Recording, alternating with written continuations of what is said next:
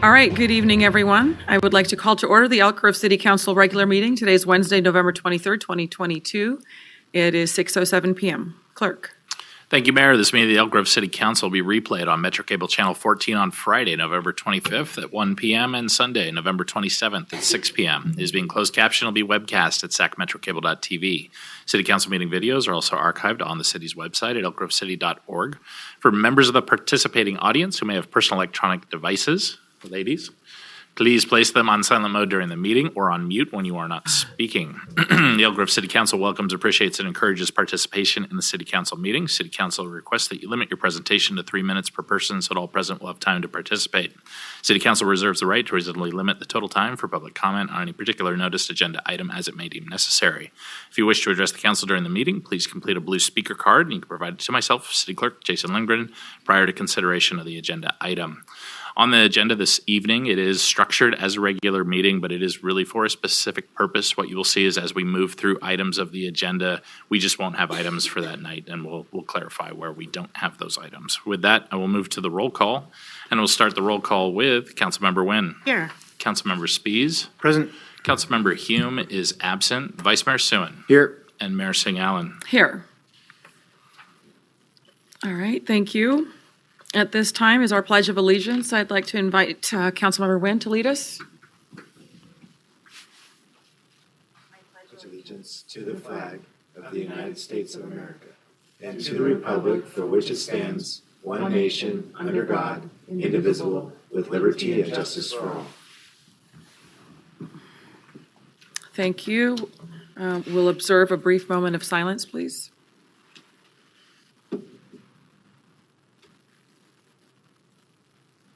Thank you. Let's see, may I get a motion to approve the agenda? So moved. Second. All those in favor, please say aye. Aye. Thank you. Next item.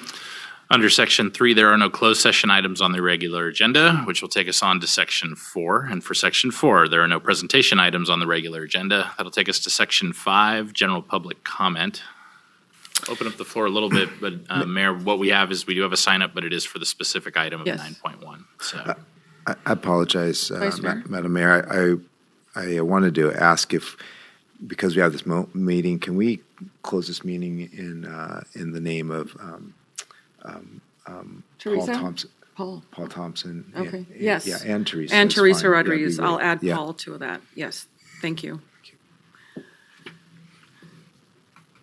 All right, so I'll open up the public comment opportunity. I don't see anybody signed up, so I'll close the public comment opportunity. Our next item is our general administration information, the city manager's report. Which it usually would. I don't believe there is a administrative report for this evening. That'll take us rolling through to Section 7, our consent calendar. There are no consent calendar items. Under Section 8, our public hearings, there are no public hearings this evening for November 23rd. That'll take us to Section 9, our regular agenda action items and recommendations. And that item is 9.1, the second reading and adoption of an ordinance adding Chapter 3.06 to the Elk Grove Municipal Code to impose a 1 cent per dollar transactions and use sales tax to be administered by the California Department of Tax and Fee Administration. Thank you. Deputy City Manager. I don't have a formal PowerPoint, but I do have a few items I'd like to highlight. So staff recommends the council waive the second reading and adopt ordinance number 23-2022, adding Chapter 3.06 to the Elk Grove Municipal Code to impose a 1 cent per dollar transaction and use sales tax to be administered by the California Department of Tax and Fee Administration. So on July 27th, council completed the first read of this ordinance and directed the ballot language be placed on the November 8th general election. As of today, Measure E has approximately 54% of ballots as yes votes in favor of the ordinance.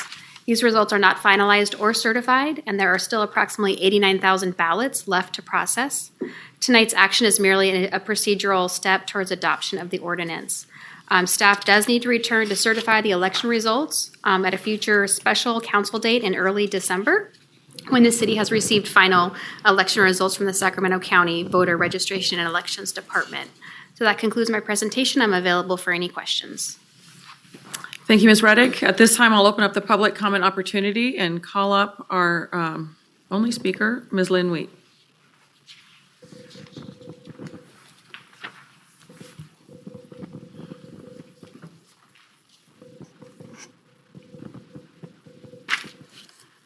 The election is over. Tonight, as our Elk Grove Mayor and City Council members, you are meeting to take the procedural step in adopting the ordinance increasing our sales tax by 1%. Measure E, known as the Elk Grove Safety and Quality of Life Measure, passed. It was indicated passage of this measure would bring $21.3 million extra sales tax dollars to our city. This measure was supported by our taxpayers as the monies would support much-needed safety and quality of life issues we all want as a community. We would receive improved policing services with the development of youth gang and prevention programs, improved emergency response times, homelessness addressed. Our 100 local parks will be better maintained and improved. Our current roads would be maintained, and at last, potholes filled. There would be an independent citizens oversight committee along with financial audits. Where is the $21.3 million going to be deposited? This 1% sales tax will be deposited into the city general fund. The monies will be commingled with other monies. The monies will be spent with other monies. As our mayor and city council members, you have established other funds for specific needs, such as the Economic Development Fund and the Opportunities Reserve. And just like those separate funds, a separate fund could be established with the 1% sales tax. This could be the Elk Grove Safety and Quality of Life Fund. This would allow taxpayers as well as the Independent Citizen Oversight Committee an opportunity to identify exactly how the monies are being spent. Creating an account, a fund, will assure the monies are being spent on the safety and quality of life issues addressed first in the ballot measure and not the last of general purposes. And I will elaborate. There are several of us in the community that have followed things closely, and we're a little skeptical that some of these quality of life and safety measures truly will be addressed should this money be deposited directly into our general fund. In specific, we're wondering how exactly will our zoo be paid for once it comes forth? And will we truly finally address our roads, or once again will road maintenance and the other issues within our community be ignored when we go on with ambitious ideas or plans beyond what's going on in our neighborhoods and our community currently? So I know that I've often been ignored. I think that this is a good idea. I don't think it would be difficult budget-wise to do that. And truly, if you specifically care about the people that live here, the residents that wanted these quality of life issues addressed, you will do such. Thank you very much, and happy Thanksgiving. Happy Thanksgiving, ma'am. Thank you for your comments. I do not see anybody else signed up to speak, so I will close the public comment opportunity and look for a motion. Can we have a discussion real quick? Yeah, please. So just to Ms. Lynn Wheat's comment, and I don't know if this is a city attorney or our city manager's response to this question is there a way will we be given updates on where the money has been spent throughout the entire time, throughout the year? I know we give updates, but I just want to make sure that we're clarifying it for those that have the concern or are listening in and wanting to make sure that we approve this to go towards many of the things that Ms. Lynn Wheat has mentioned, but will there be reports to say, and I know there has in the past, I just want to make sure that how often will those be given? Yeah, so at a meeting in January, possibly January 14th, we'll return with the structure of our Citizen Oversight Committee, which is a requirement that the city voluntarily put into the ballot measure language. We weren't required to do that, but we felt that was good for financial transparency, and it'll also require annual audits. So some more structure on the transparency and how that committee will work will be forthcoming in January. I don't know if the city attorney has anything to add. Nope. Sounds good. Thank you. Yeah, and I imagine it'll be very similar to when I was on the school board with our Measure M. We had an oversight committee with regular updates before the school board with all of the financial transparency on a very regular basis. So I would have similar, if not expanded, expectations for this as well.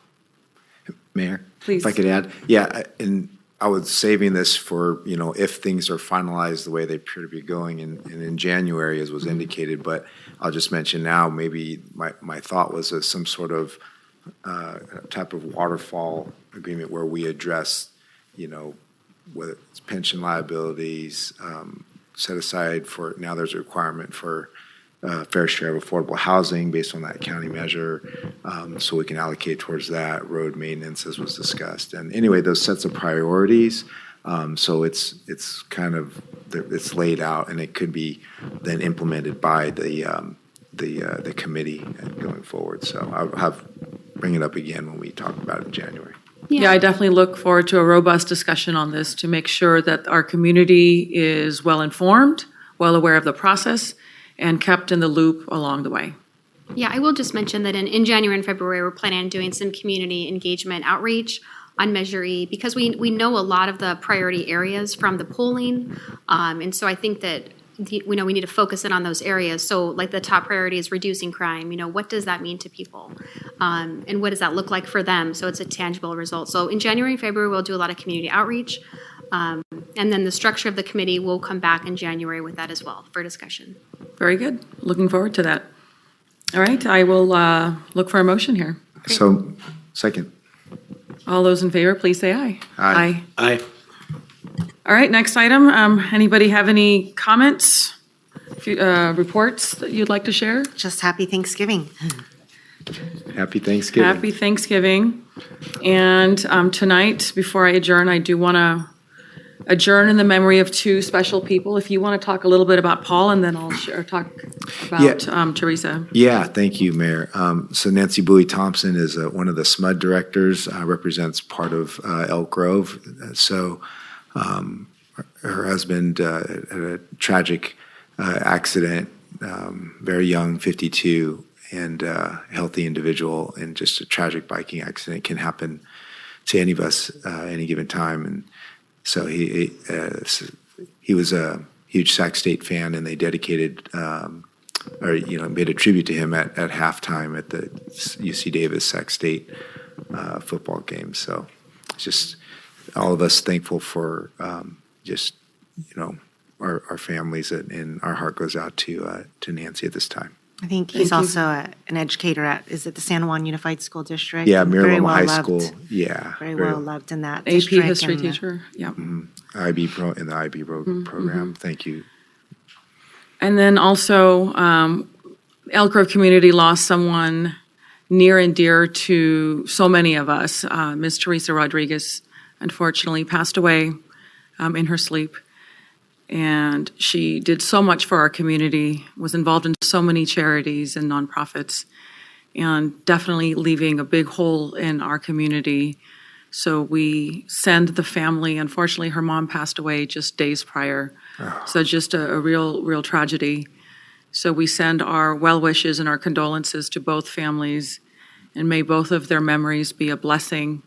Here we are on Thanksgiving Eve as just a reminder of what's so important in life, that this is a moment to be thankful for what we have, and to also wish well upon those that are suffering in these horrible times.